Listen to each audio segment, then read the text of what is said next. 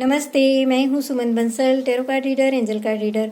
आज हम अपने आने वाले कल के दिन की बात करेंगे। कल क्या दिन है? बहुत इम्पॉर्टेंट डे है कल, बहुत अच्छा, बहुत महत्वपूर्ण दिन है। क्या दिन है कल? जानकी नवमी। जी हाँ, भगवती सीता इस दिन प्रकट हुई थी मिथिला में।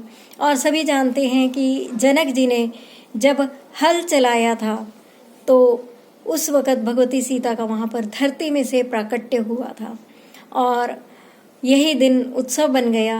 जानकी नवमी, नौमी तिथि थी फागुन मास की, और इस नौमी तिथि को राम भक्त बड़े चाव से मनाते हैं। इस दिन जगह जगह कीर्तन का अनुष्ठान किया जाता है, पाठ का अनुष्ठान किया जाता है, और बच्चों को खाने के लिए राम और सीता जी की कल्पना करके बहुत सारे गिफ्ट दिए जाते हैं। और बहुत से भक्त ऐसे हैं जो इस दिन व्रत भी रखते हैं। लेकिन कुछ लोग ऐसे भी हैं जो करना चाहते हैं लेकिन उनको कुछ पता नहीं होता कि आज के दिन क्या विशेष किया जाए। सो हम इसी बात पर आज चर्चा करेंगे कि क्या किया जाना चाहिए। इस दिन व्रत रखा जाता है। व्रत में आप चाय, दूध, फल इत्यादि ले सकते हैं, आप जूस ले सकते हैं, लेकिन इस दिन अन्न का सेवन नहीं किया जाता। जी हाँ, इस व्रत में अन्न का सेवन नहीं किया जाता। अब आप सोचेंगे कि इस व्रत का क्या फल है। देखिए, जब भी कोई ऐसे इम्पॉर्टेंट डेज आते हैं, उस दिन उस देवी या देवता की जो ऊर्जा होती है विशेष रूप से प्रवाहित होती है अपने भक्तों पर, और उस दिन की जो ऊर्जा है वह सभी मनोकामनाओं को पूर्ण करने में सक्षम है। उस दिन एक सीधी सादी लैंग्वेज में कहा जाए तो दरबार खुला होता है और आप जो भी मनोकामना वहाँ पर लगाते हैं वह सुनी जाती है और वह पूरी होती है, जल्दी ही पूरी होती है। और अगर आपकी कोई भी मनोकामना नहीं है, आप केवल भक्ति भाव से करना चाहते हैं, तो भी इससे जो आपको पुण्य मिलता है, जो आशीर्वाद मिलता है, वो अनंत अनंत गुना होता है। इस व्रत के करने से कहा जाता है कि कन्यादान के फल की प्राप्ति होती है। अगर आप कन्यादान करने में समर्थ नहीं है, आपके कोई बेटी नहीं है और आप चाहते हैं कि आप कन्यादान करें, लेकिन आपको लगता है कि किसकी कन्या का करें, और अक्सर कन्यादान के लिए हम तैयार भी हो जाते हैं, लेकिन उसके लिए कुछ फॉर्मेलिटीज़ होती हैं, कुछ अच्छा खासा खर्चा भी होता है, तो जिसके चलते हर कोई कन्यादान नहीं करा सकता।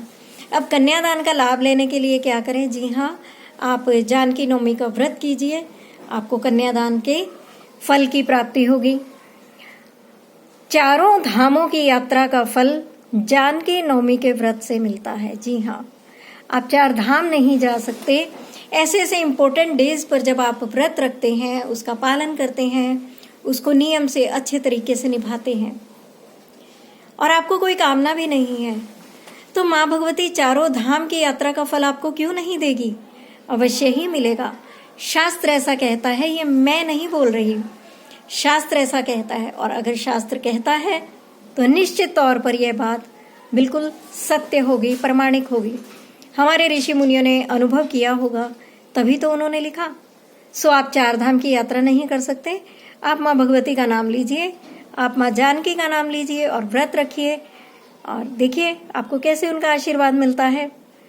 उस दिन क्या दान करें? माँ भगवती की जब आप पूजा करते हैं, सबसे पहले आपको गणेश जी और माँ पार्वती की पूजा करनी है।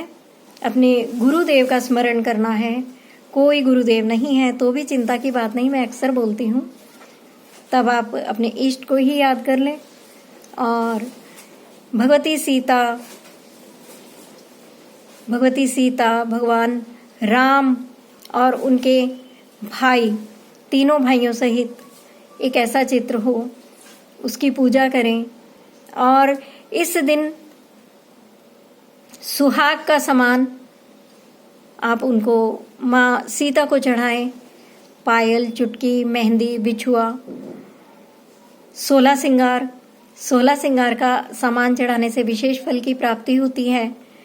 आपकी कोई भी इच्छा हो अवश्य ही पूर्ण होगी। आप सुहाग का सामान अर्पण करें। आप माँ सीता की प्रसन्नता के लिए पूजा के बाद सीता स्तोत्र का पाठ कर सकती हैं। बाद में आरती करें और प्रसाद का वितरण कर दें। और इस व्रत के करने से तीर्थ स्नान का फल प्राप्त होता है। आपको घर बैठे अयोध्या जी जाने का फल प्राप्त होगा। आपको सरयू स्नान का फल प्राप्त होगा। कल आप भगवती सरयू का भी आवाहन कीजिए। जब आप स्नान करने लगेंगे, भगवती सरयू का आवाहन कीजिए। आप कल्पना कीजिए कि आप अयोध्या में हैं, आप भगवती सरयू के तट पर हैं और आप वहां पर स्नान कर रहे हैं।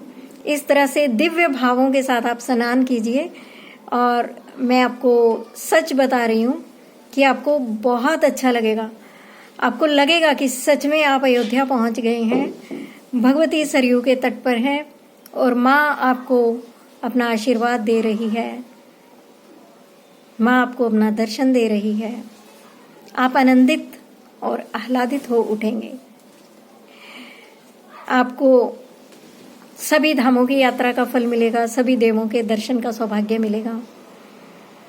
इस व्रत के करने से गौदान का फल मिलता है, ऐसा शास्त्र कहता है और हमें विश्वास रखना चाहिए। गौदान एक महंगा दान है, हर कोई नहीं कर सकता। अगर आप मन में ये इच्छा रखेंगे, और ये सहज ही, आपको इच्छा रखने की जरूरत ही नहीं है, आप सहज एक इस मनोकामना से भी अगर व्रत रखते हैं कि मुझे यह व्रत करने से गोदान के फल की प्राप्ति हो, अवश्य होगी, क्यों नहीं होगी। आप नहीं कर सकते, आप ये व्रत कर लीजिए, वो तो अपने आप आपको मिलने वाला है। आप भूमि दान नहीं कर सकते, आप ये व्रत रखिए। हमारा शास्त्र ऐसा कहता है कि आपको भूमि दान का फल मिलेगा, उसके समान फल मिलेगा, बिल्कुल वही फल मिलेगा जो भूमि दान करने से मिलता है। तो क्यों ना हम एक छोटी सी साधना, छोटी सी तपस्या, एक दिन का व्रत, उसे करें। फलों का भोग लगाइए। अगर आपकी कोई मनोकामना है, आपको अपने व्रत का फल चाहिए, तो आप फलों का भोग लगाइए माँ को और देखिए कि आपकी मनोकामना कैसे पूर्ण होती है।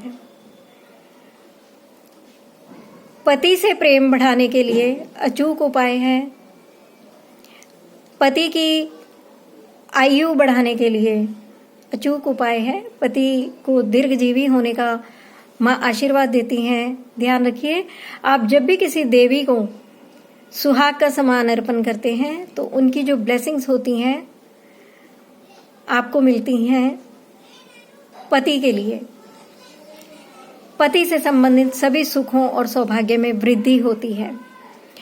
और जो लड़कियां जिनकी शादी नहीं हो रही है और मन चाहे वर की प्राप्ति है की कामना है, तो वे जानकी नवमी का व्रत रखें, लेकिन संकल्प करना मत भूलें, ये मैं हमेशा बोलती हूँ।